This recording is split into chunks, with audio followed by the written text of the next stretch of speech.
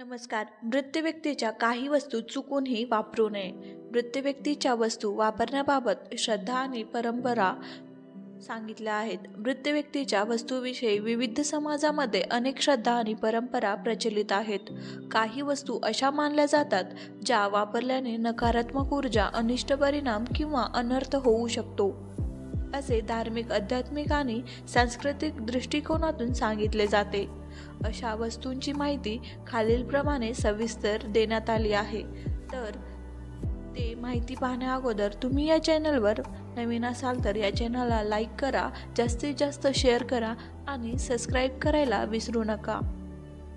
चला तर मग जाणून घेऊया अशा कोणत्या आणि किती वस्तू आहेत ज्या मृत व्यक्तीच्या वापरल्याने आपल्याला आपल्या जीवनामध्ये बदल होण्याची शक्यता असते. त्यातली पहिली गोष्ट म्हणजे कपडे. मृत व्यक्तीचे कपडे वापरणे अनेक धर्मामध्ये अशुभ मानले जाते. त्याबाबत काही श्रद्धा येथे सांगितल्या आहे. असे मानले जाते की मृत व्यक्तीच्या कपड्यामध्ये त्याच्या आत्म्याची किंवा ऊर्जेची छाया राहते. अशा कपड्यांचा वापर केल्यास ती नकारात्मक ऊर्जा नवीन वापरकर्त्यावर परिणाम करू शकते. कपडे पुन्हा वापरण्यापूर्वी त्याचे शुद्धीकरण केल्याशिवाय वापर करणे टाळावे. अनेक जण या कपड्यांना दान करणे किंवा नष्ट करणे योग्य मानतात. त्यातली दुसरी गोष्ट म्हणजे दागिने म्हणजेच आभूषणे. मृत व्यक्तीने वापरलेले सोन्याचे, चांदीचे किंवा अन्य मौल्यवान दागिने वापरण्याबाबत विशेष काळजी घेतली जाते. कारण काही परंपरांनुसार मृत व्यक्तीच्या आत्म्याचा प्रभाव अशा वस्तूंवर जास्त राहतो. त्यात शुद्धीकरण महत्त्वाचे आहे. दागिन्यांचा उपयोग करण्याआधी गंगाजल, मंत्रपठण किंवा धार्मिक विधी करून त्याचे शुद्धीकरण करणे अनिवार्य मानले जाते. काही कुटुंबात हे दागिने फक्त वंशजाकडे हस्तांतरित केले जातात, परंतु त्याआधी विधी देखील केली जाते. त्यातली तिसरी गोष्ट म्हणजे पादत्राणे. मृत व्यक्तीच्या पादत्राणांचा वापर करणे टाळले जाते. पादत्राणे मृत व्यक्तीच्या दैनंदिन जीवनातील ऊर्जा शोषून घेतात असे मानले जाते. त्यामुळे ती इतरांनी वापरल्यास अशुभ परिणाम होण्याची शक्यता असते. पादत्राणे दान करण्याऐवजी नष्ट करणे अधिक योग्य मानले जाते. चौथी गोष्ट म्हणजे दैनंदिन वापराच्या वस्तू. त्यात मृत व्यक्तीच्या वैयक्तिक वस्तूंमध्ये अनेक वेळा त्याचा जीवनाचा प्रभाव असतो. खालील वस्तू अशा मानल्या जातात ज्या वापरण्याआधी विशेष काळजी आपण घेतली पाहिजे. मृत व्यक्तीचे घड्याळ वापरणे अशुभ मानले जाते, कारण ते त्याच्या जीवनाच्या वेळेशी जोडलेले असते. चष्म्यामध्येही मृत व्यक्तीची वैयक्तिक ऊर्जा राहते असे काही जण मानतात. कंगवा किंवा ब्रश या वस्तू वैयक्तिक असल्याने त्याचा वापर इतरांनी करू नये, तो टाळावा. 5. बिछाना आणि गादी. मृत व्यक्तीचा गादी, चादर, उशी किंवा गादीसारख्या वस्तू वापरणे टाळले जाते.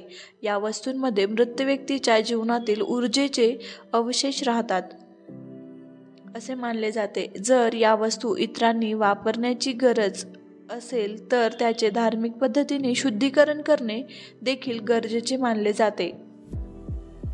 त्यातली 6वी गोष्ट म्हणजे धार्मिक साहित्य.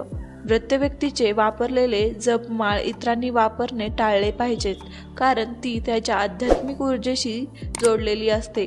धार्मिक ग्रंथ किंवा पूजा साहित्य वापरण्यापूर्वी ते पवित्र करण्याआधी विशेष विधी केली जाते. 7. औषधं किंवा वैद्यकीय उपकरणं. मृत व्यक्तीची औषधं, इंजेक्शन किंवा तत्सम वस्तू इतरांनी वापरणे टाळले जाते, कारण त्यातून त्या व्यक्तीच्या आजाराशी संबंधित ऊर्जा प्रसारित होऊ शकते. चालण्याआधी गाठी, व्हीलचेअर यांसारख्या वस्तू इतर गरजू लोकांना दान करणे श्रेयस्कर मानले जाते, परंतु त्याआधी शुद्धीकरण करणे ही योग्य आहे. अनर्थ होण्यामागील कारणे पाहूयात. तर आध्यात्मिक दृष्टिकोनातून काही परंपरांनुसार मृत व्यक्तीच्या आत्म्याशी जोडलेल्या गेलेल्या वस्तूंमध्ये ती आत्मा अडकून राहते. अशा वस्तू वापरल्याने त्या आत्म्याचा त्रास होण्याची भीती व्यक्त केली जाते. आता मानसिक दृष्टिकोनातून पाहूया. मृत व्यक्तीच्या वस्तू वापरल्यामुळे त्याच्याशी संबंधित दुःखदा आठवणी सतत मनात राहतात, ज्यामुळे मानसिक अस्थिरता निर्माण होऊ शकते. यामुळे दुःख, भीती किंवा अपराधीपणाची भावना निर्माण होण्याची शक्यता असते. सामाजिक दृष्टिकोनातून जाणून घेऊया. काही समाजामध्ये मृत व्यक्तीच्या वस्तू इतरांना वापरण्याची परवानगी दिली जात नाही, कारण त्या वस्तू त्यांच्या वारसा, प्रतिष्ठा किंवा परंपराशी जोडलेल्या असतात. वस्तूंचा योग्य उपयोग म्हणजे काय? दान करणे. मृत व्यक्तीच्या वस्तू गरजू लोकांना दान करणे अनेक समाजांमध्ये पवित्र कार्य मानले जाते. कपडे, पात्रदाने, दागिने किंवा वैद्यकीय उपकरणं दान करताना त्याचे योग्य शुद्धीकरण केले जाते. 2. धार्मिक विधीनुसार. वस्तूंचा वापर करण्यापूर्वी गंगाजल शिंपडणे, मंत्रजप करणे किंवा पूजाविधी करणे आवश्यक मानले जाते. काही परंपरांमध्ये वस्तूंना अग्नी दिला जातो किंवा पवित्र नदीत विसर्जित केले जाते. 3. नष्ट करणे. ज्या वस्तूंचा उपयोग होऊ शकत नाही अशा वस्तू नष्ट केल्या जातात. मृत व्यक्तीच्या वस्तू वापरण्याबाबतच्या श्रद्धा आणि परंपरा मुख्यतः धार्मिक, आध्यात्मिक, मानसिक आणि सांस्कृतिक दृष्टिकोनावर आधारित असतात. जरी विज्ञानाच्या दृष्टीने यामागे कोणताही पुरावा नसला तरी अशा श्रद्धा लोकांच्या मनोवृत्तीवर आणि सामाजिक परंपरावर खोलवर परिणाम करतात. जर वस्तूंचा योग्य प्रकारे उपयोग करायचा असेल तर त्या शुद्ध करून गरजू लोकांना दान करणे हेच सर्वात योग्य कार्य मानले जाते. या व्हिडिओमधील माहिती तुम्हाला आवडली असेल तर या चॅनलला नक्की सबस्क्राईब करा. धन्यवाद.